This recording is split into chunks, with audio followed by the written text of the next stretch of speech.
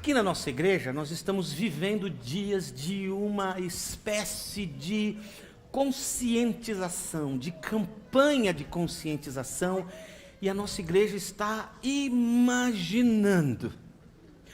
Tudo que existe no mundo antes existiu na imaginação. E a nossa igreja está imaginando o que aconteceria comigo e com você se nós nos dedicássemos mais a Deus. Se nós nos entregássemos mais a Deus, se a nossa vida estivesse focada mais nos desejos e sonhos e projetos de Deus para este mundo. Aqui entre os brasileiros eu estou usando a palavra propósito. Quando Deus imaginou você, quando Deus imaginou o Nicolas, quando Deus imaginou a Nina, Deus imaginou não só que ela seria uma criatura, mas dentro dela, de cada uma delas, de cada um de nós, de cada pessoa no planeta Terra, Deus embutiu tremendos potenciais e capacitações maravilhosas. E que quando nós entendemos para o que é que nós nascemos, então nós vamos fazer desabrochar de dentro de nós tudo quanto Deus colocou dentro de nós. Agora, se nós não o fazemos, perdemos, porque tudo que Deus colocou dentro de você não pertence a você. Tudo quanto Deus colocou dentro de você pertence à humanidade como um todo, começando com os da sua casa, sua vizinhança, sua cidade, seu país e o mundo.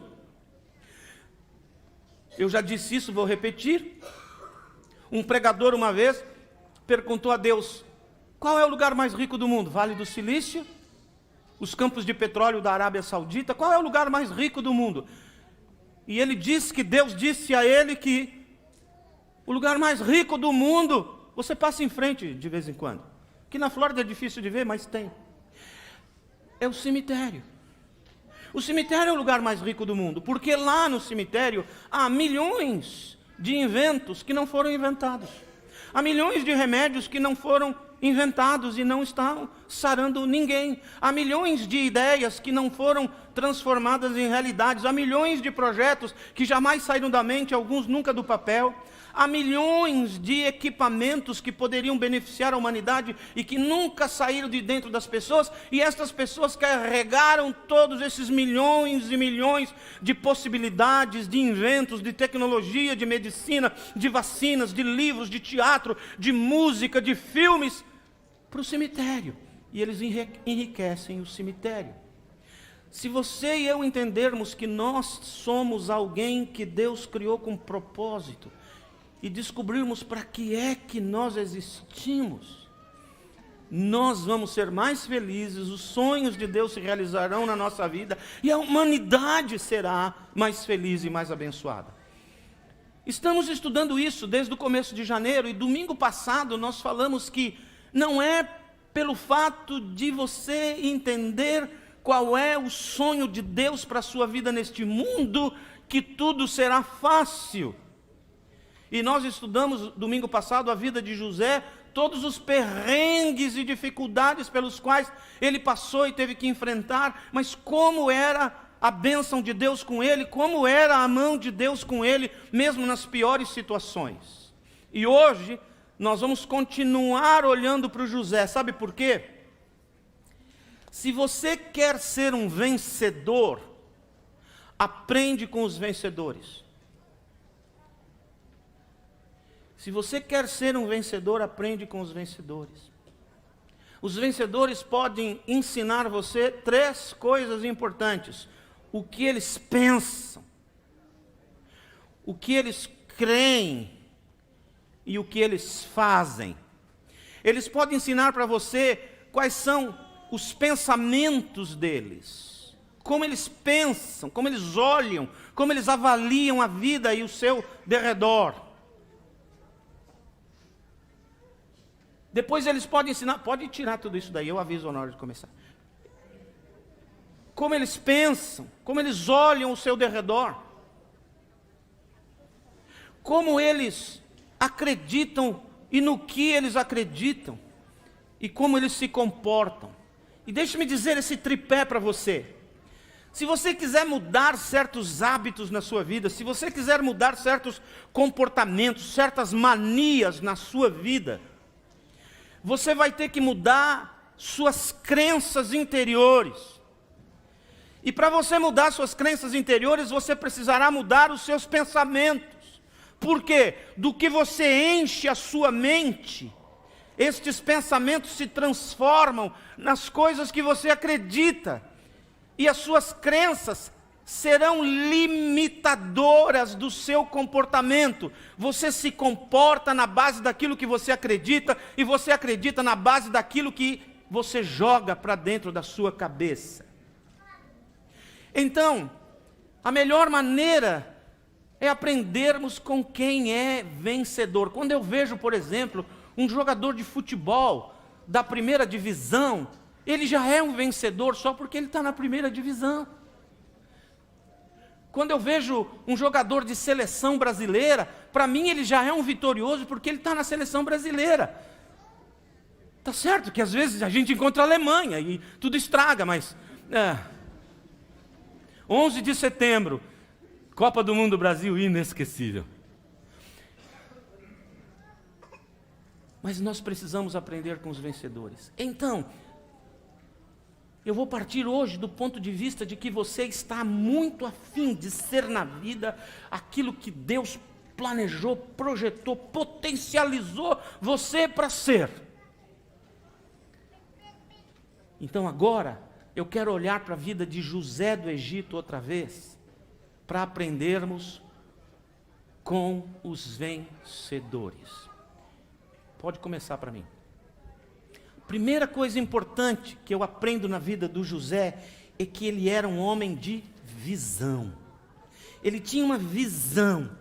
E o que é visão? Visão é a convicção que você tem do seu destino. Eu sei para onde eu estou indo, eu sei qual é o endereço, eu sei qual é o meu alvo, eu sei qual é o lugar, a situação em que eu devo chegar. Visão é a convicção da razão pela qual eu existo. Eu existo por causa daquilo.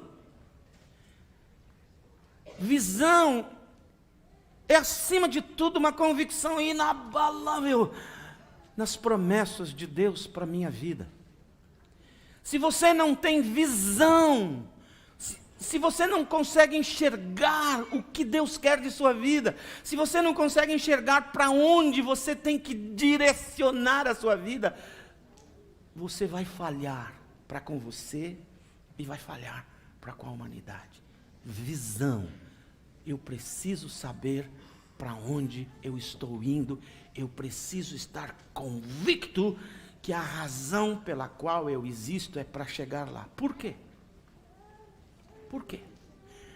Porque se eu não tiver essa visão, as dificuldades do caminho me desanimarão.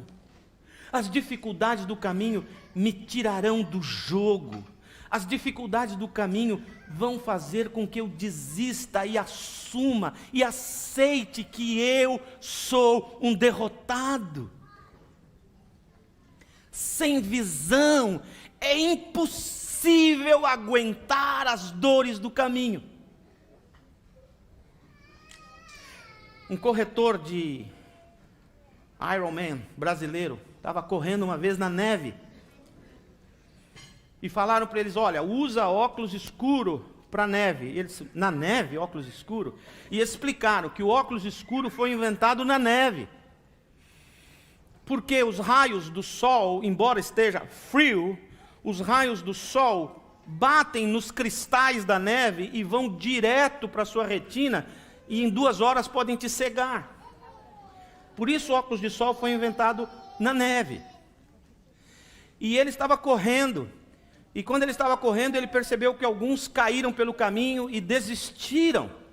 Mas dentro da mente dele tinha algo assim: sofrer é por um pouco, desistir é para sempre. E ele foi mancando, quase caindo, mas passou pela linha de chegada. Porque vencedor na vida não é quem cruza a linha de chegada primeiro. Vencedor na vida é quem cruza a linha de chegada. Sem visão, você vai desanimar e desistir. A visão é o meu sentido de vida, é a minha razão de existência e é a força que Deus me dá para aguentar toda e qualquer situação no caminhar da existência. Segundo, que nós aprendemos com o José, caráter. José era um homem de visão, mas ele era um homem de caráter. Porquanto ele era um homem justo, e se você preferir a palavra santo, que para mim é sinônimo uma da outra, íntegro. Íntegro significa que a mente dele pensa o que o coração sente o que a mente pensa, a boca fala o que a mente pensa e o coração sente, e ele age de acordo com o que a mente dele pensa, o coração sente. Deu para entender? O que é integridade? Vou falar o que não é integridade. Passa uma moça perto de mim, e eu olho para ela e penso o que eu não deveria pensar. E falo para ela, Deus te abençoe. Isso é não ser íntegro. Eu sei que às vezes vem tentação. Ou então eu olho para o meu patrão e eu penso, esse patrão é injusto, me paga mal. Mas quando ele chega perto de mim e fala assim, ô patrão, você é o melhor do mundo. Vê, cabeça pensa uma coisa, coração sente outra, boca fala outra. Não há integridade, você não é inteiro. E quem não é inteiro não tem forças em si mesmo para enfrentar nada. Nenhuma brisa, quanto mais uma tempestade. Precisamos de caráter. Caráter. Nós não podemos mentir para as pessoas. Nós não podemos oferecer às pessoas uma coisa que não é real. Nós não podemos enganar as pessoas por causa de algo que nós queremos ou desejamos. Nós não podemos usar algo de alguém que não é nosso sem a devida permissão. Nós não podemos pegar o que não é nosso sem a devida permissão. De uma caneta a $1 milhão é a mesma coisa.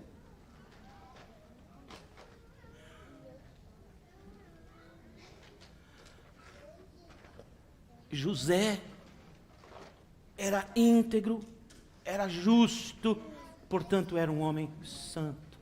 Santo não significa ser assim. Isso não é santo, isso talvez seja uma estátua que represente alguém que era santo, mas aquela pessoa não vivia assim.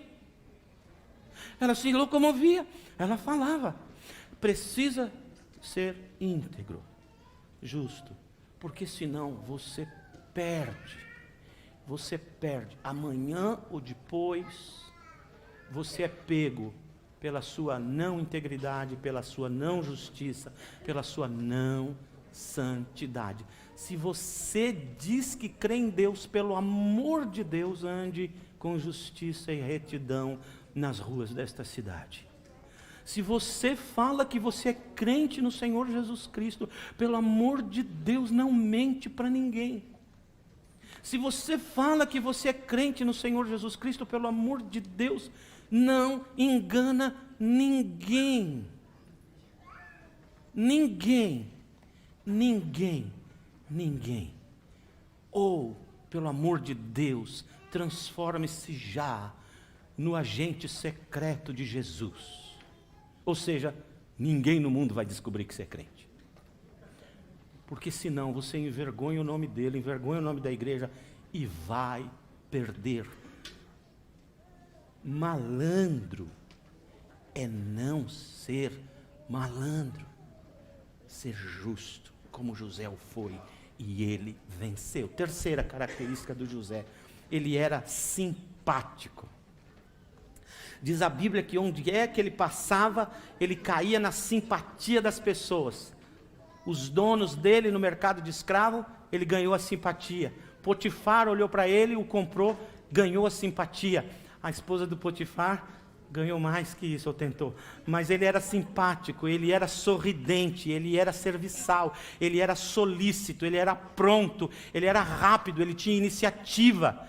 Ele não era passivo, não era bobo, não era parado. Ele olhava para os lugares e pensava: como eu posso ser simpático? Quando ele foi de novo para a cadeia, ou quando ele foi para a cadeia, ele era simpático aos encarcerados, e o carcereiro logo o colocou em posições de administração da cadeia, porque onde é que ele ia, ele irradiava simpatia. Meu irmão, se você acredita nas bodas do Cordeiro, que nós vamos para lá um dia, eu sempre acreditei, ultimamente eu tenho pressa. Se você acredita nas bodas do Cordeiro, que o nosso destino final é a eternidade na boa, por favor, avise o seu rosto. Avise o seu rosto. Porque gente crente, que fala que é crente, que crê em Deus, que está indo para o céu, e tem essa cara de bruxo, de bruxa, essa cara carrancuda, essa cara amarrada, essa cara feia, essa cara cheia de contorções faciais, porque tudo não presta, tudo não serve, que raiva, que droga. Não converteu, não. Não pode ser crente. O crente tem que ser uma pessoa simpática. Vai na festa de aniversário do filho do seu amigo que não é crente. Vai rolar cerveja, vai rolar caipirinha, vai rolar pagode. Aliás, é pagode. Boa. Não sei se o God gosta, mas é para ele. Aí você chega lá, e em vez de falar: oi pessoal, bom dia, boa tarde, boa noite, você fala assim: ih, tá cheio de demônio aqui, já vi tudo. Sai, Satanás. Pode ser que seja verdade, mas não precisa dizer. Ora daqui, põe um sorriso e fala: como vai? Demônio, cai fora. Nessa hora você tem que ser íntegro, ao contrário. Pensa uma coisa, fala outra. Por ser simpático, não hipócrita. Há uma grande diferença entre simpatia e hipocrisia. Qual a diferença? Quando eu vejo uma pessoa e dou um sorriso para ela e pergunto como vai, você está bem, prazer em vê-lo, em vê-la, isso é simpatia. Quando eu tenho interesse em alguma coisa daquela pessoa, que eu quero que ela tenha, eu quero para mim, e falou: ai, que bom te ver, isso foi hipocrisia. A única pessoa no mundo, aliás, as duas únicas pessoas no mundo, que podem saber se você está sendo simpático ou hipócrita, é você mesmo e o Senhor Deus. Seja simpático. Por favor, modifique ambientes. Chega no lugar e o lugar tem que ser modificado por causa da sua simpatia. Próxima lição do José. Ele soube aproveitar as oportunidades. O que significa isso? Oportunidade para ajudar. Ele chegou na casa do Potifar como escravo. Potifar perguntou: o que você sabe fazer? Eu falei: eu sei ler, escrever, fazer conta. Por isso, criançada, não abandone a escola. Porque se amanhã você for preso, pelo menos você trabalha na área administrativa da cadeia. Quando Nabucodonosor invadiu Israel e levou cativo milhares de israelitas para a Babilônia, ele levou com ele Daniel, Mesaque, Sadraque e Abidnego. E esses 4 foram trabalhar no palácio. Por quê? Eles sabiam alguns idiomas e eram universitários. O resto do povo que não sabia 2 idiomas, só sabia 1. O resto do povo que não sabia fazer continha nem ler, foi fazer tijolo, foi trabalhar no duro. Mas quem tinha grau universitário foi trabalhar no palácio. Quando vem uma crise no mundo, eles precisam de cabeças que pensam, que inventam, que inovam. Por isso não foge da escola.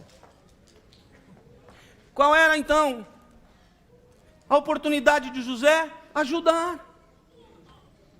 Ajudar. Ele ajudou o Potifar, enriqueceu. O Potifar era o dono dele, ele era escravo. Ele não tinha salário, mas ele fez o cara enriquecer. Quando ele vai para a cadeia, por causa de uma acusação falsa, ele não reclama, ele vai para a cadeia. E na cadeia, ele faz de tudo para transformar o ambiente num ambiente um pouquinho melhor. Aproveite as oportunidades para fazer o melhor que você puder com o que você tem nas mãos, até que você tenha condições melhores de fazer melhor ainda. A maioria de nós reclama, isso aqui é uma cadeia, isso aqui é um chiqueiro, isso aqui é horrível, esse trabalho não presta, esse ambiente é ruim, essa casa está suja, não sei o que lá, e aí não faz nada. Aproveite a oportunidade para ajudar. Por quê? Porque com isso você está construindo uma coisa chamada network, rede de contatos. Eu tenho um amigo que disse para mim, Nassif, eu posso começar a minha vida do zero se eu não perder 3 coisas. Começo tudo de novo, sem nenhum problema, se eu não perder 3 coisas. A graça de Deus sobre a minha vida, minha família e o meu celular. Por quê? Porque o network dele estava lá. Ele ia escrever para as pessoas, ele ia conversar com as pessoas e restabelecia. Sabe quando você estabelece network? Quando você serve. Quando você aproveita as oportunidades para ser bênção, para ajudar, para servir. Seja, por favor, proativo e não só reativo. Aproveite as oportunidades de servir na igreja, na sua própria casa. Faça algo. Por exemplo, nos últimos 4 anos de minha vida, eu tenho sido treinado diariamente em passar rodinho no vidro do box. Eu ainda não cheguei lá, mas um dia eu vou ficar perfeito. Se eu não souber passar rodinho, pelo menos o músculo do braço direito está melhor. Aproveite as oportunidades, porque se você não aproveitar, você será obrigado por ela a fazê-lo. Ajude. Aproveite as oportunidades. Outra lição do José. José era positivo. Positivo não é aquela coisa assim, hei de vencer mesmo sendo professor. Aí eu tenho que orar, né? Ou então, ser positivo não é assim, você vestir uma camisa verde e falar assim, serei campeão mundial. Tem coisas que são absolutamente impossíveis. Ser positivo, que eu quero dizer, é ser capaz de ver a desgraça como oportunidade.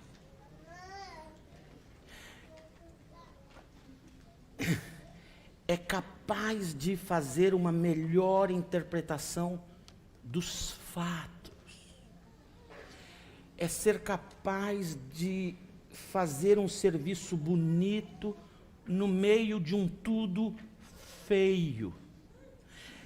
É ser capaz de encontrar caminhos de avaliar vidas e valorizar vidas e validar vidas e situações em situações e circunstâncias ruins. O José era esse cara. Nós precisamos sempre que a coisa ruim acontece buscarmos, depois que o choque passou, depois que você estava cambaleando e começa a recuperar as suas forças, perguntar, o que de bom tem nisso? O que eu faço disso?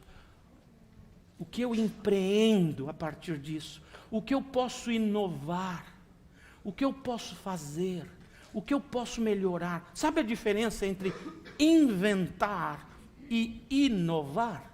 Inventar não existe, você fez. Não existe cadeira, você fez uma. Agora existe cadeira e você faz uma cadeira de balanço, que reclina, você inovou. Olha para as situações da sua vida e pede a Deus, me dá vistas positivas, vistas boas. Como eu posso ver algo que ninguém está vendo? Como posso ver algo que eu ainda não consigo ver? Em 2008 houve uma crise econômica nesse país muito forte, a quebradeira do mercado imobiliário, depois das seguradoras, e tanta coisa ruim aconteceu nesse país em 2008. Mas sabe o que surgiu aí? Um cara que pensou, telefone vai ficar caro de pagar a conta. Eu preciso inventar um negócio que o telefone um dia fica de graça. E ele inventou uma coisa chamada WhatsApp. Ele inovou. Pegou o que já tinha, melhorou. Hoje a gente não vive mais sem esse negócio. A gente vê mais o WhatsApp na vida do que a esposa.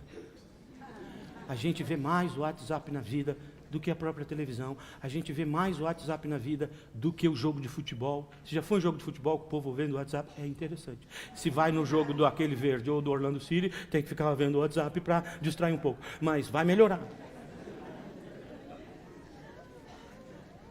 Inovação. Ele olhou a crise e da crise tirou uma ideia. Então, as coisas ruins nas quais você foi pela vida, pelas circunstâncias da vida, por traição de seus familiares, de seus amigos, inserido nelas. Olha para essas situações ruins e antes de culpar os culpados, fala: Deus, me ajuda a ver como eu posso vencer aqui, como eu posso sair disso. Me dá olhos positivos. Se você quer uma palavra mais religiosa, olhos de fé. A dona chinesa disse, chorava muito porque tinha 2 filhos, um tinha uma fábrica de guarda-chuva, outro tinha uma fábrica de chinelos. Quando chovia muito, ela chorava porque ninguém ia comprar chinelo em dia de chuva. E quando fazia sol, ela chorava muito porque ninguém ia comprar guarda-chuva no dia do sol. Então alguém chegou perto dela e disse: por que a senhora chora tanto? Ela disse: porque quando chove ninguém compra chinelo, quando faz sol ninguém compra guarda-chuva. E ele falou: por que a senhora não inverte? Quando fizer sol a senhora fica feliz porque seu filho está vendendo chinelo. E quando chover a senhora fica feliz também quando seu filho vender guarda-chuva. Só o jeito de olhar. Tem um ditado chinês que diz assim: se alguma coisa não tem solução, solucionado está. Não é verdade, há um jeito de inovar. Mas tem um ditado chinês que diz assim: se uma coisa tem solução, para que se preocupar? Se uma coisa não tem solução, para que se preocupar?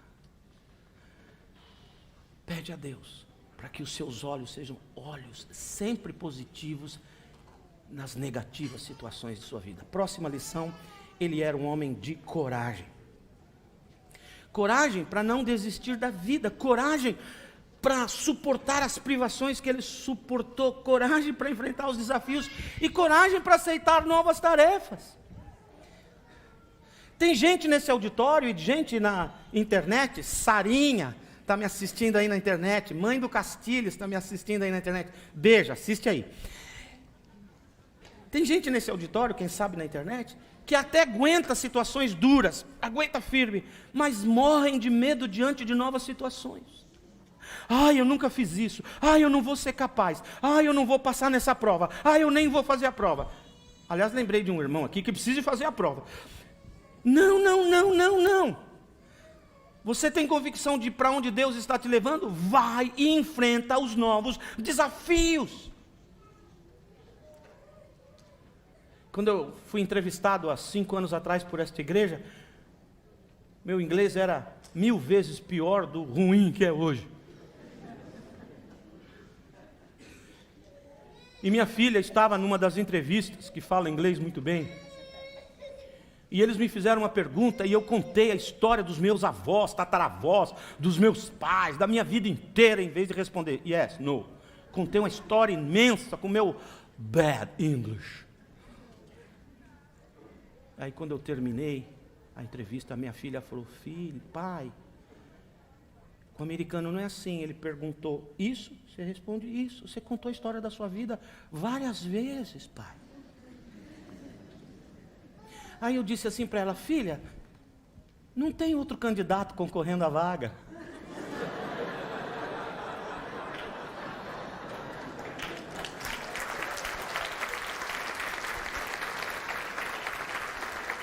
Mas depois eu fui para casa e falei: e se eu perder de mim mesmo?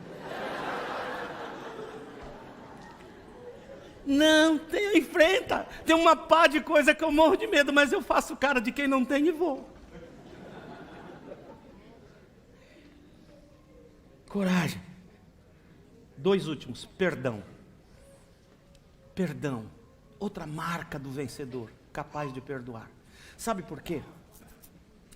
Quem não perdoa não avança na vida. Deixa eu te explicar por quê. Talvez você fale assim, Nassif, não dá para perdoar essa pessoa, porque ela fez isso foi demais para mim.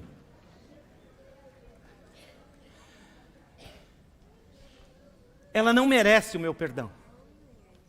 Exatamente. Ela não merece o seu perdão. Mas se você não perdoar, você não avança na vida.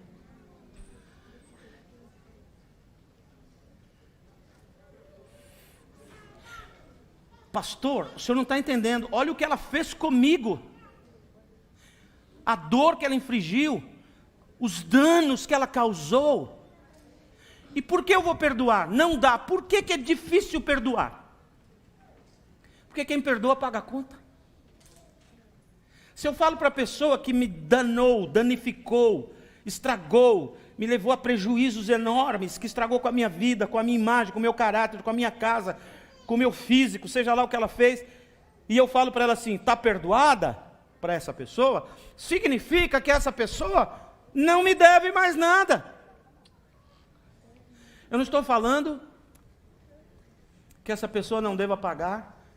Eu creio do fundo do meu coração que todo esse pessoal da corrupção no Brasil, por exemplo, não só tem que pagar, como deveria pagar em dobro e deveria ficar na cadeia para o resto da vida. Isso é uma outra história. Mas estou falando de você com alguém. Por que você precisa perdoar? Porque quando você não perdoa, você mantém sua vida conectada no passado, presa, acorrentada, ligada. E você vai arrastar a sua vida. Sabe por que você precisa perdoar? Não é porque a pessoa merece. Ela não merece o perdão. É para você não ficar doente. Para você não ficar mais sofrendo, para você não ficar estacionado, estancado, paralisado no tráfico da existência, sem poder botar o carro da vida para frente. Quando você perdoa, você corta laços com quem nem sequer merece o teu perdão, mas você é livre para ir para frente. Ele perdoou os irmãos dele, custou muito para ele perdoar, mas ele acabou perdoando. Por último,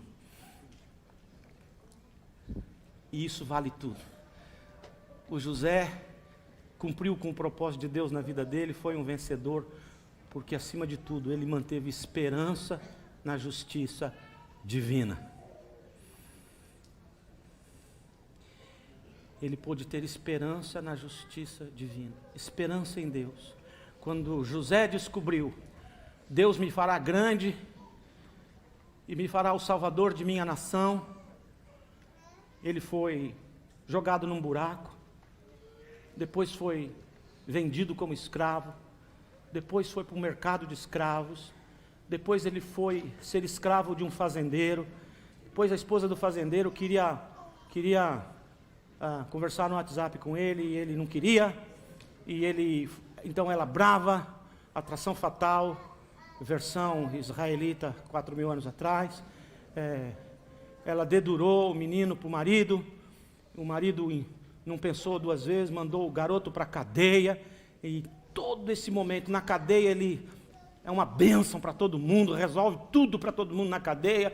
Quando o pessoal que sai da cadeia fala que vai lembrar dele, esquece, largou no esquecimento, mas o José em nenhum momento perdeu de vista a justiça divina.